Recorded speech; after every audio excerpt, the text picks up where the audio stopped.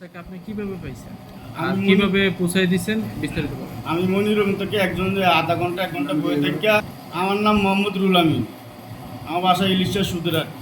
নিজাম মিয়াকে বাসা বলে সবাই ভালো চিনে। একজন সিএনজি ড্রাইভার।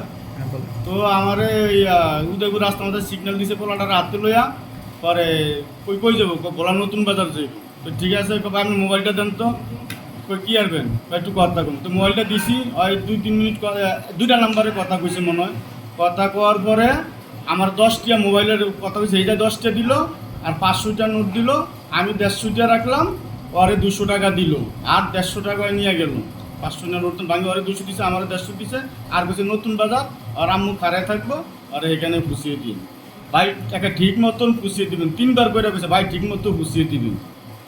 তো আমি এরপরে টান দিছি আরো 2টা যাত্রী লইছি লইয়া ফাগলা মহিলা লইছি মহিলা ওইটা বরণগঞ্জ নামিয়ে গেছে।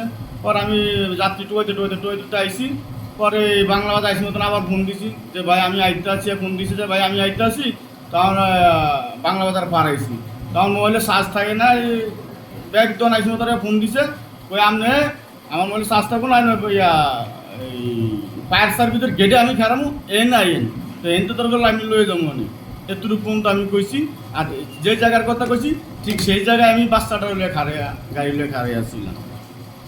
হ্যাঁ আমি মোবাইলটা দিয়ে বড় অন্যায় করছি এরকম আমার মতো ভুল কেউ না করে।